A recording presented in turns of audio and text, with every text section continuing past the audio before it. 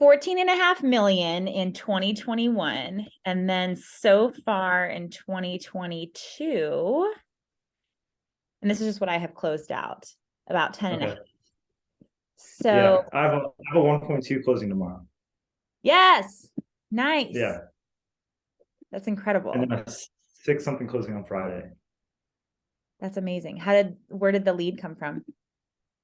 The 1.2 was a Google call where their agent, oh man, I'll share. This is recording, but anyway, the I mean, agent, we're not going to like post this whole clip. I just, okay. we might Anyway, pull out little lines. You never know. their agent had a major emergency and they drove in from Fort Myers to look at short-term rentals. And then they found me on Google, called me. I made it happen. I actually knew the agent who they were working with. I later learned his wife went to the emergency room. So I just out of like pure like, hey man, like you did so a lot of pre-work here. Like I'm just giving you 10% because like I'm sorry that that happened. Oh Yeah. man. I figured that was the right thing to do. Yeah, give them a referral. Yeah. Um, so John had mentioned, I think he knows your business a little bit more than I do, but I know your investor side and financial side, so we can dig into that. He had Mhm. mentioned that you were on a team and you Yes. were one of the top, if not the top agent on that team before you made the switch to Momentum. Mhm. So can you tell me about that? Yeah, I was on a team that provided leads for you. I probably out of that team, I probably did the most personal business, while a lot of other people on that team, they mainly focused on the online leads. I was maybe number one or number two, I think number two on that team, and I hadn't been there that long. How So long?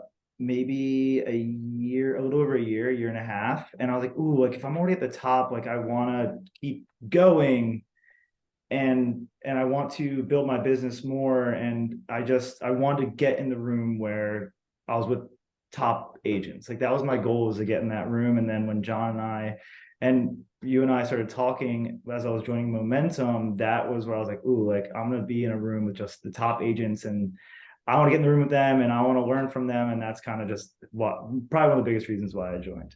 Awesome.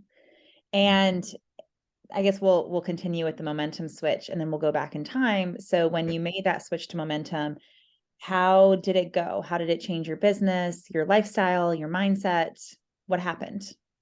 Well, my business boomed right away. That's for sure. As far as mindset, definitely starting having more of the leverage conversations about, hey, you're only one person. These are the people that we suggest or that others have used and brought into their business to then expand and grow, which I think is really probably the key reason why, I did 14 million and then why this year I'm probably on pace to do like 12. That's the key is the leverage and I doing love it it. correctly and at the right time. Tell me more about the leverage piece. So what did you Okay, so implement and change? my showing assistants. Okay. Showing assistants are Hey. huge. I was terrified to use them at first. My thought process was like, this is where I show my clients who I am. This is where I show my knowledge. This is where I really kind of lock in my clients because I do more buyer consults on the phone. I don't meet with people face to face a lot. So I was like, well, this is my time to meet them in person and show them who I am and how much I know and why you selected me as your agent or why we're at this property. And then, yeah, I realized that I don't need to be there, that as long as there's certain ones where I will go to where I feel like I'm needed to kind of have this, like a big fixer upper for an investor. I want to be there to kind of use my construction knowledge. But if it's like a regular residential property, I usually have a showing assistant do it. And that way I can really focus on what I'm good at, which is negotiating, getting them at the time when we were getting like 20 offers on a property. My time was better spent building rapport with that listing agent so that way we could get that offer accepted.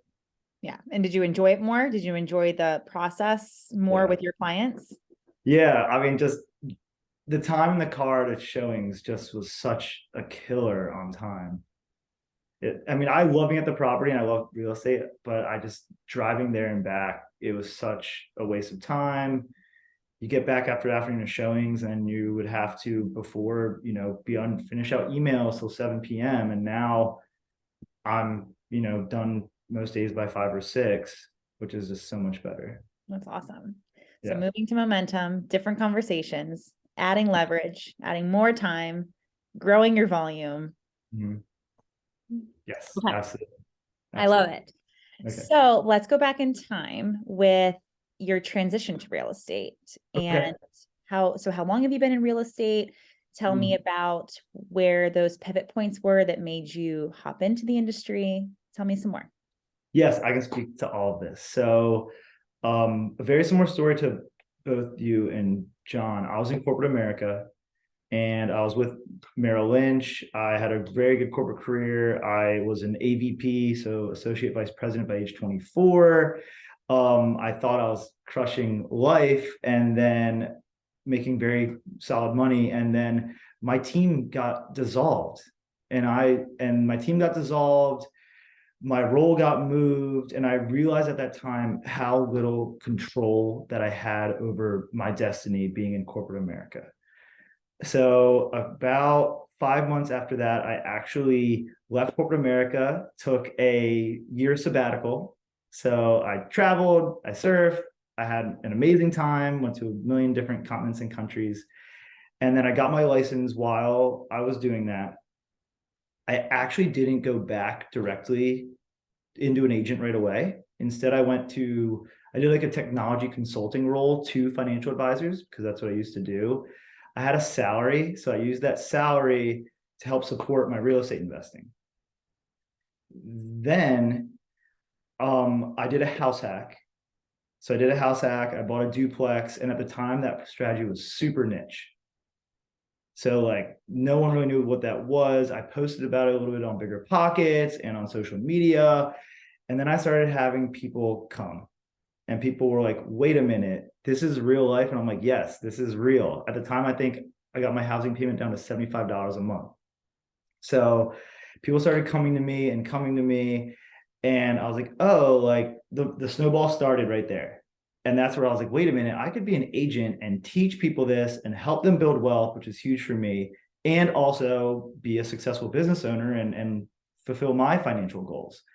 So I then left corporate America, became a full-time agent at that time, and then grew through the online leads a little bit of my past team, but also grew through my sphere, which we'll probably talk about, but sphere is huge for me. And then from there I made the transition into momentum when I realized that that was the right fit for my long-term goals.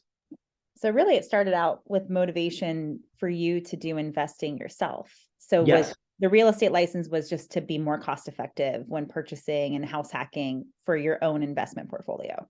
Yes, and I realized very, very early on that there weren't a lot of investor-friendly agents. I called a couple agents when I wanted to get into investing, and I told them what I asked. Oh, I want to do a house hack, and they said what? And I said, ooh, if you don't know what a house hack is or what my investing strategy is, I can't use you as my agent.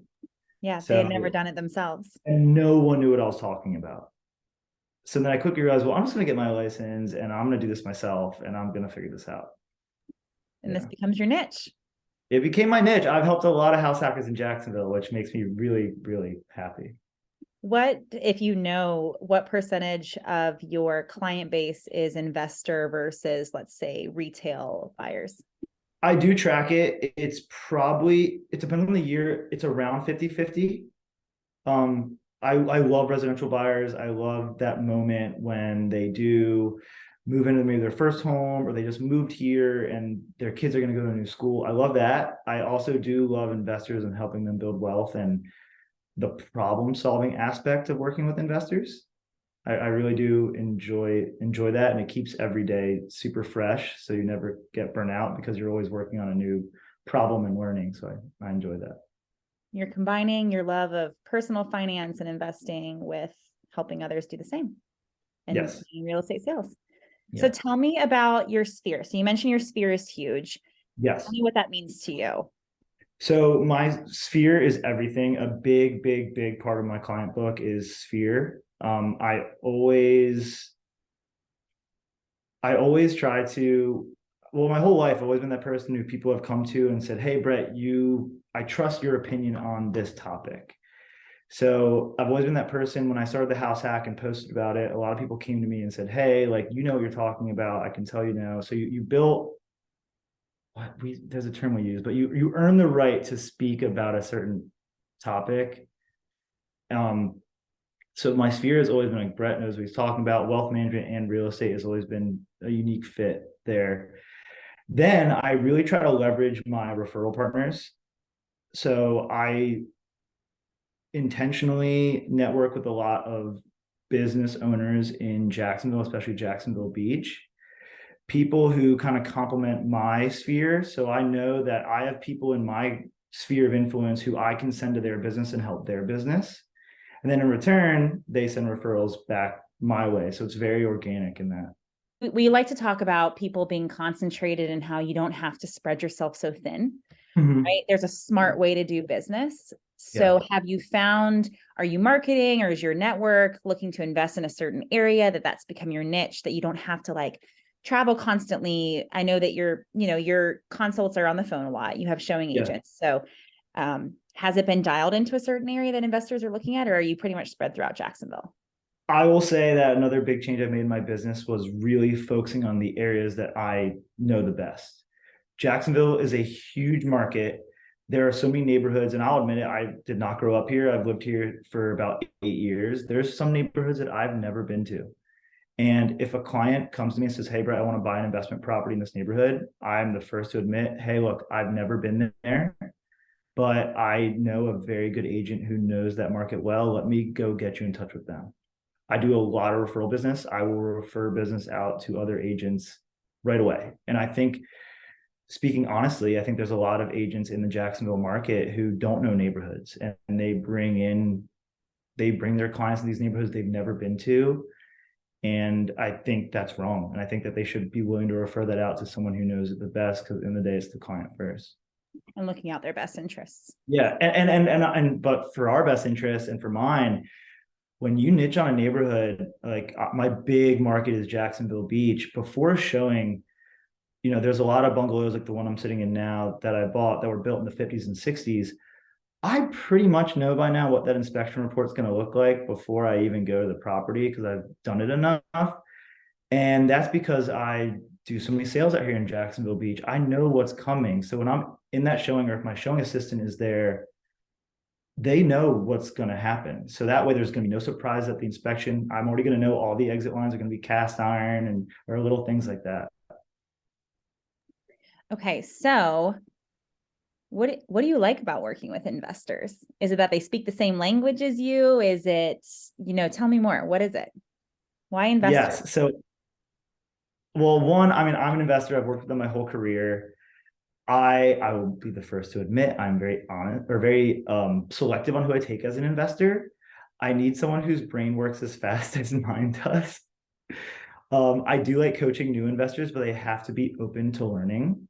If someone's coming in and they're just not open to learning, I might not take them on. But for people who get it, we move really quickly, and I try to hone them in on what they're looking for, and I find it for them quickly, and we close on it. I mean, that's the goal. So you're being selective. You don't take everybody.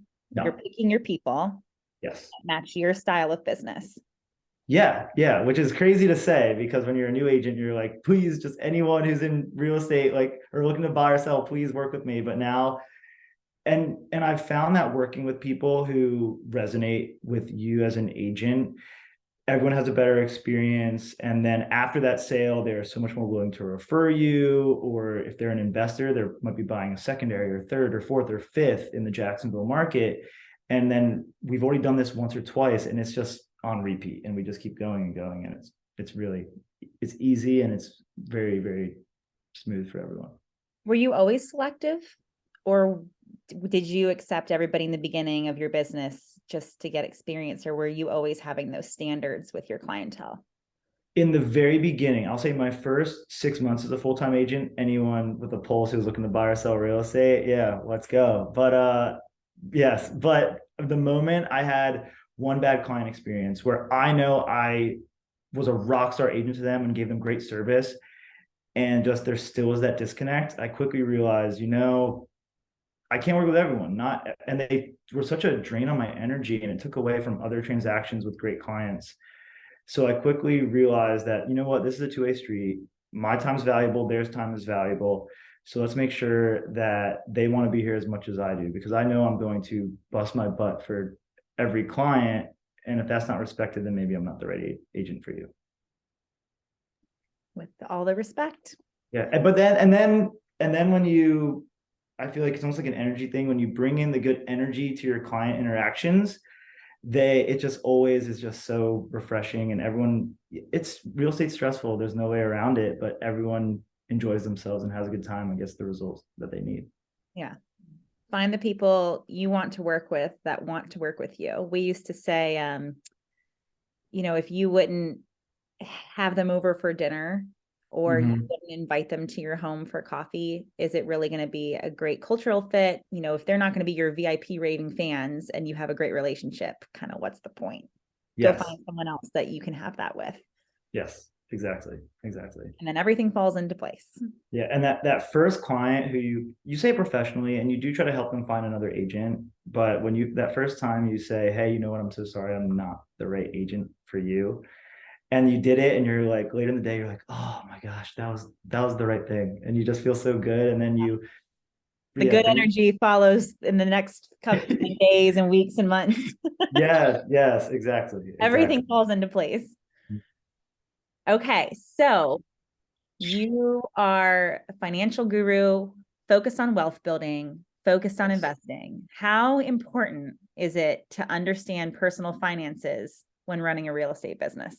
So I will say that your personal finances and really having a understanding and knowledge and education there is probably one of the, behind lead gen, I think, is probably the second most important thing that you need to know as a business. You're a real estate agent, you're a business owner. So you need to understand these finances. If you don't understand, it's okay. But then you need to bring in partners or be around people who can help educate you.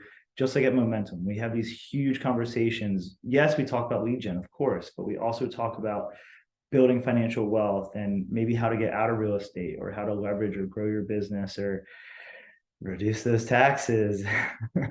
That's a big one. And you really need to know what you're doing there and surround yourself with people who know what they're doing, not just a broker says, oh my gosh, you sold 10 million this year, that's amazing. But instead of, hey, oh my gosh, your profit margin was 75, 80% or plus, that's bigger to me than your total volume.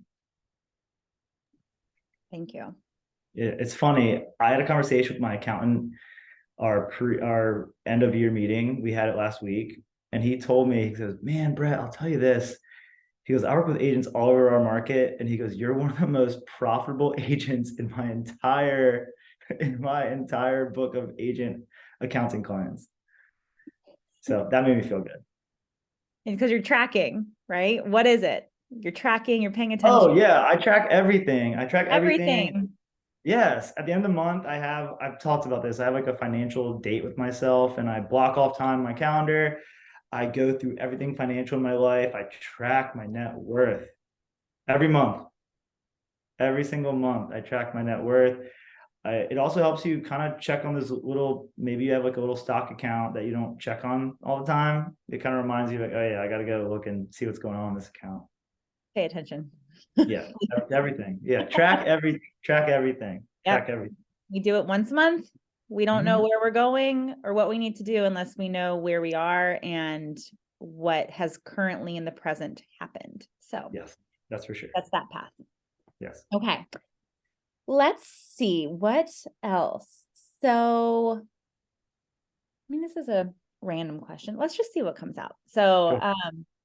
when going into real estate, or, maybe over the past couple years, or if you can think of anything, were there any moments in your transition that were easier than expected, harder than expected, challenges that you had to overcome when getting into the industry? So something I'll say is that when I first got into real estate full time, my goal was basically to replace my corporate America salary. or well, it was salary, it was a bonus structure, but my goal was to replace my compensation when I was in corporate America. And I thought, oh, if I can replace that and be a business owner and like control my schedule, amazing. A couple things I learned. Number one, I learned that your schedule as a brand new agent is crazy. So I learned that I worked a lot more than I was expecting. I definitely, in my first year of real estate, I tracked hours a little bit. I had a couple weeks where I put in 80 to 100 hours, and I'm proud to say that now that I don't, but I'm proud to say that I put in the time and the effort, and it pays dividends with where I'm sitting now. I also can say that as an agent, I've really only been full time since 2019. So it's 2022. So 3.5 years. And in year two of being a full time agent, I almost tripled what I was making in corporate America as far as pure earnings, which is crazy. And like, I set my goal too low. Like, my goal was just to match it, and then I 3x it in 2 years, which was What insane. happened? Yeah. And Like, tell me more. well, my first phone call with John, he asked me what my goals are, and he instantly said, like, almost borderline interrupted me. He said, "Your goals are way too low, man. Like, your goals are way too low." And I'm like, "Oh," I'm like, "You don't know me, but okay." Um, but That's yeah, so but since sweet. then, yeah, but yeah, I'm so grateful and blessed. And it's definitely, if you put in the time early on, and if you I was really strategic about who I form partnerships with in the business. And the people who send me business, I'm so grateful for. I try to provide value everywhere I go, and I try to give back to them and give back and give back and give back, and it keeps coming. So that's kind of how I built my business. And it's really fun when you have these people who you both share business with, and you're helping each other build wealth, and it's a really, really cool thing to get to do. Different environment. It's fun. Yeah. So this is for my knowledge. Are you at your highest volume the past couple years compared to where you were? What was your biggest year and Uh, why? my full year as an agent, I did 6 million with the team, and about like half of that was like personal referrals, And then the and other like, was online leads. yeah.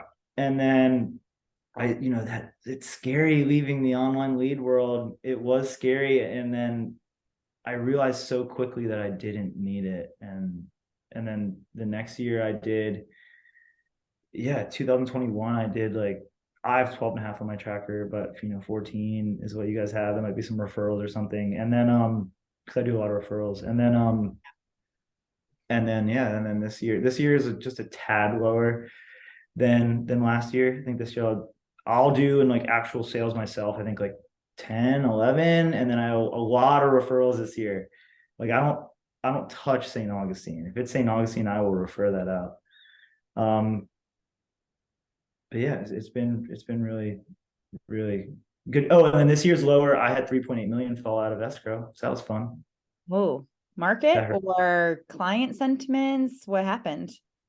Both, both. A lot of it was investors who maybe just got cold feet on the Jacksonville market. Unfortunately, though, they get excited about a property. We found one that fit their buy box, and then they just backed out.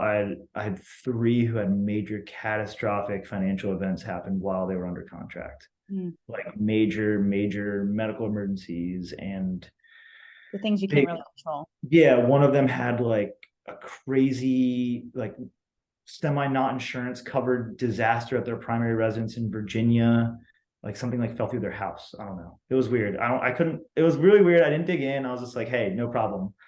But a lot of them will come back next year. So a lot of them are on board with the Jacksonville market and buying here. It's just things happen in life, and they'll be back. And what I've learned is that as an agent, if you try to push on them too hard to keep them in a transaction, which I definitely did as a rookie, um, but it never ends well.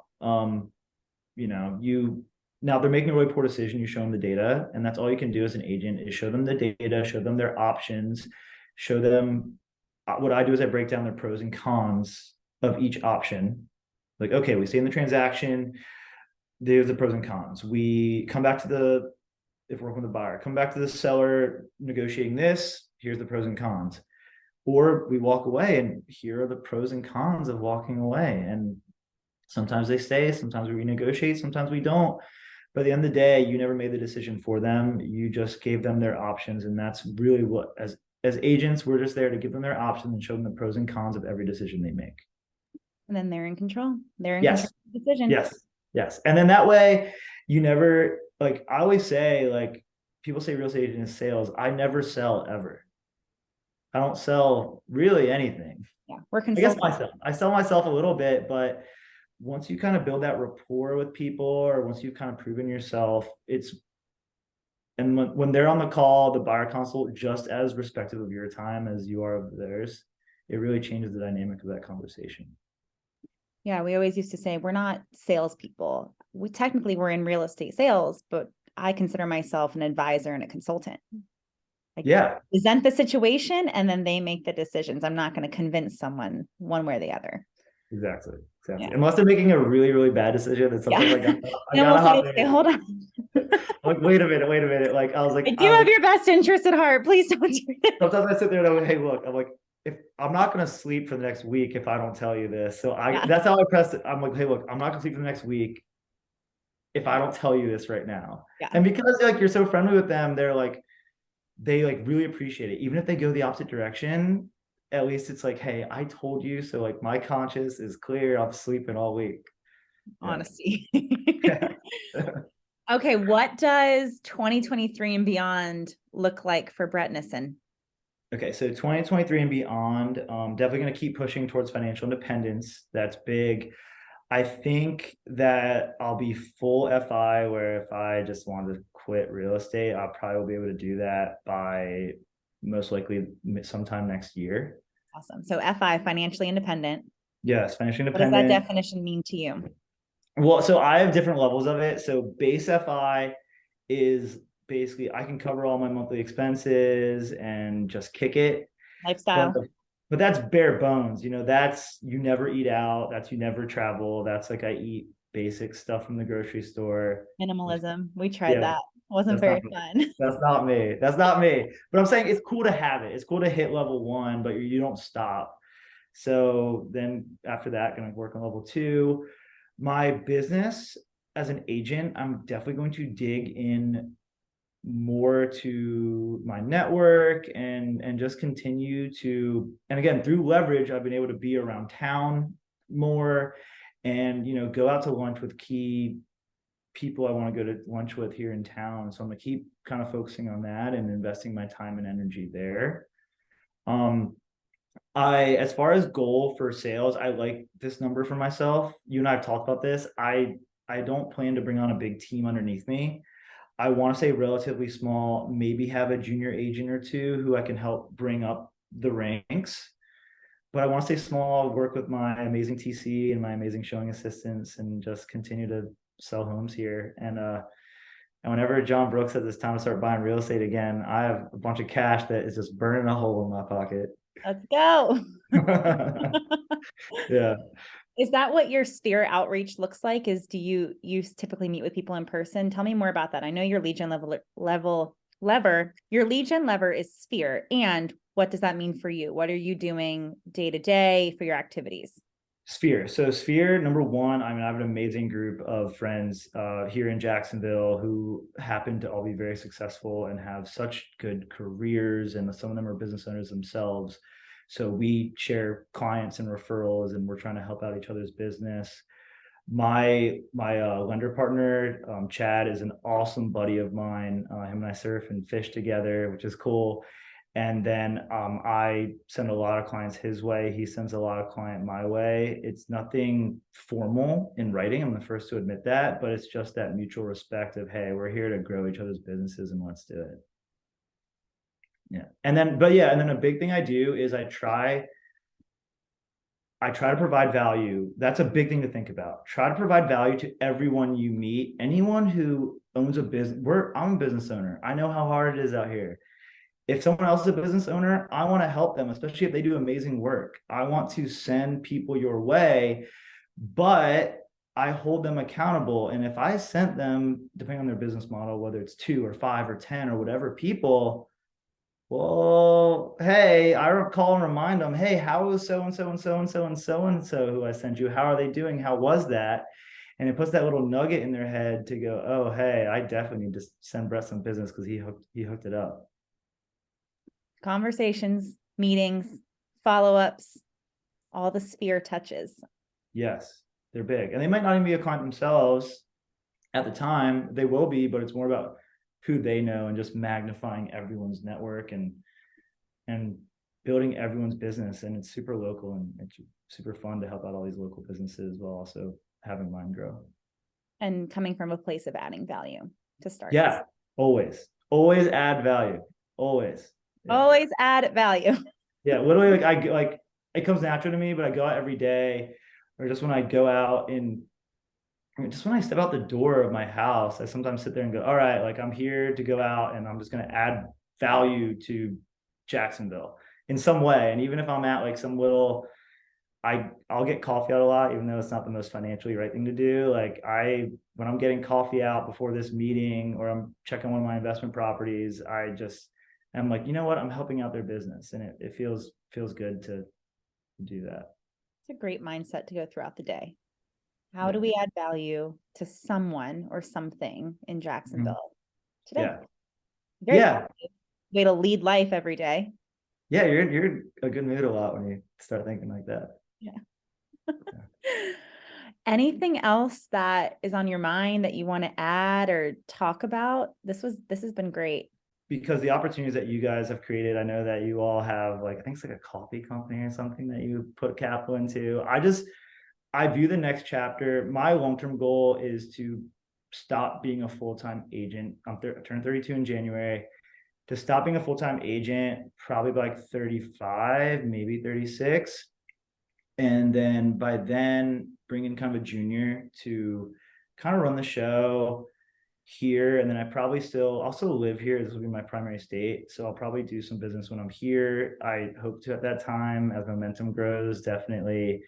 If you guys are open to it, whatever I can take over as far as maybe doing more financial teachings and stuff like that, I would love to do that.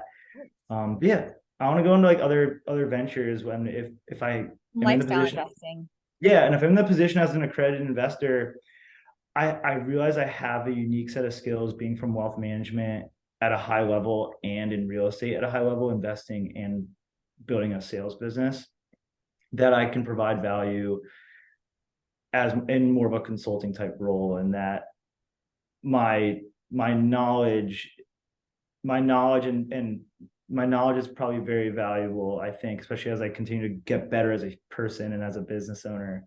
So I think when I'm 35, 36, I want to, be that person who comes in almost as a consultant and goes, hey, look, here's some changes, here's what it is. And I would love to get more into that as I kind of grow my career and do some accredited investing. It's awesome. The evolution of the real estate agent. Yeah, which I gotta say, it's so crazy that you guys are like the only business where you tell your employees, hey, look, we really don't want you guys working for us. And like, well, you want us working for you, but you know what I'm saying? Get you out of real estate. Yeah, but it's like, please, like, we don't want you doing this in like 30 years, or you're just still like holding the open houses and doing that. Like, we don't want you doing that anymore. And you guys, like, it's crazy that y'all say that, and I definitely uphold to that. And I'm not trying to do open houses in 30 years, that's for sure. I hope not. Unless you really love it, then by all means. This is a beautiful house, maybe like an ocean front for like in 30 years, 25 million. Yeah, sure, I'll pop in. You can do open houses on your luxury homes that you own in your portfolio just for fun. Yeah, now we're talking. I like that.